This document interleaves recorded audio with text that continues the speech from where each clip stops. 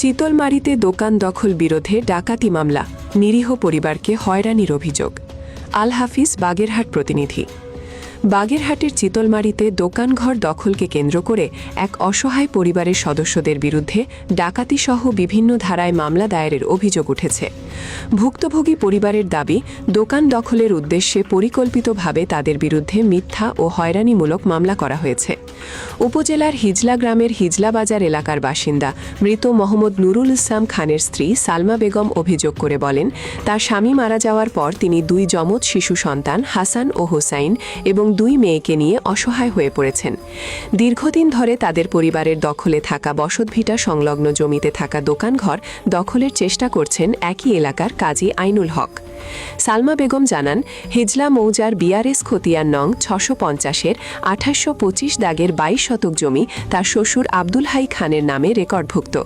ওই জমির পাশে সড়ক সংলগ্ন স্থানে তাদের কয়েকটি দোকানঘর রয়েছে। স্বামী মারা যাওয়ার পর থেকে তিনি কষ্ট করে সন্তানদের পড়াশোনা চালিয়ে যাচ্ছেন। তিনি অভিযোগ করেন, ওই দোকানগুলোর ওপর নজর পড়ে স্থানীয় কাজী আইনুল হকের। পরে দখল রেকর্ড নেই এমন ব্যক্তির মাধ্যমে একটি দলিল দেখিয়ে দোকান দখলের চেষ্টা করা হয়।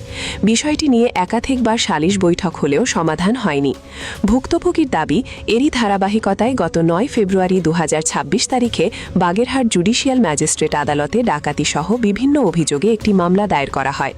মামলায় সালমা বেগম, তার যমজ দুই শিশুপুত্র হাসান ও হোসাইন, দুই মেয়ে ফাতেমাতুজ জোহরা বৃষ্টি ও ঋতু আক্তার সহ আরও ৩ জন আত্মীয়কে আসামি করা হয়েছে। সালমা বেগম বলেন, আমাদের দোকানেই নাকি ডাকাতি করেছি এমন মিথ্যা ও মানহানিকর অভিযোগ করা হয়েছে। আমরা চাই সুষ্ঠু তদন্ত হোক এবং মিথ্যা মামলা দিয়ে হয়রানির বিচার হোক। তার দুই মেয়ে ফাতেমাতুজ জোহরা বৃষ্টি ও ঋতু আক্তারও একই অভিযোগ করেন। তারা জানান, মামলায় তাদের নাম থাকায় তারা সামাজিকভাবে বিব্রত ও আতঙ্কের মধ্যে রয়েছেন।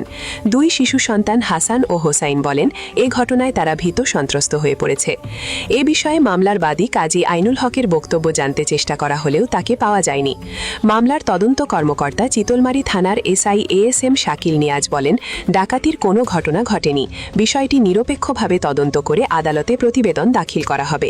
এ ঘটনায় এলাকায় দোকানঘর দখল বিরোধ ও মামলাকে ঘিরে আলোচনা চলছে। সংশ্লিষ্টরা ঘটনা সুষ্ঠু তদন্তের দাবি জানিয়েছেন। বাজার দিয়ে ঘুরে চলে গেছে। পরের দিন আমার বাইকে ওই সোহাগবার দোকানের সামনে দিয়ে মুস্তাফিজ এই বাজারে ওই ফেরত দিয়ে উনি দোকান কিনছে, দোকানে আসে। এরপর আমার মাল জিনিস নিয়ে যেতে পারলে আমি ওই দিন রাত্রে আমার মাল জিনিস নিয়ে যাই।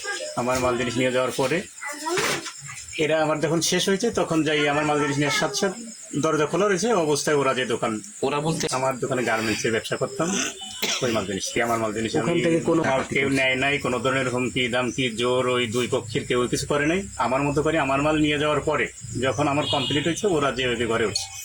আচ্ছা, কারা ঘরে উঠছে? এই যে নুর ইসলাম নানার ওয়াইফ সহ ওনার মেয়ে ছেলেমেয়েরা। আপনার পরিচয়টা? আমি কাজী মুস্তাফিজুর রহমান, হিজলা বাজারে ব্যবসা করতাম। এখন ওই দোকান যাওয়ার পরে একটা মাদ্রাসায় বাংলা শিক্ষকতা করছি। সাইফুল ইসলাম কদর, আমার বাড়ির সেই পাশে, আমরা পাশাপাশি রাস্তার এপার আর ওপার।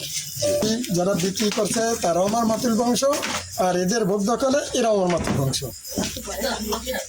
আমার জানা মতে এখানে যদি ডাকাতি হতো, কিছু না কিছু সংগ্রাম হতো। আমার দোকানের সেই পাশে এই যে ফ্ল্যাক্সের দোকান দেখছেন, এইখান থেকে শুরু করে সম্পূর্ণ আমাদের। আমি ব্যবসা করি ওর পাশেরটাই, আর আমার বাড়ি এই যে ভিতরে। এদের কোনো কিছু ঘটলে এরা আমার ডাক দিত, আর এরা যদি কোনো কিছু ঘটাতো তাহলে অন্তত কেউ না কেউ যে বলতে যে। কারণ এই পর্যন্ত দেখি নাই আমি যতদিন আমার বয়সে, আর একে তো বয়স কয়েক, আর বাবার সাথে আমি নাহলে এই ২০ বছর ধরে ঘুরি। আপনি বলেন এরা এত ছোট ছিল, এরা ডাকাতি কি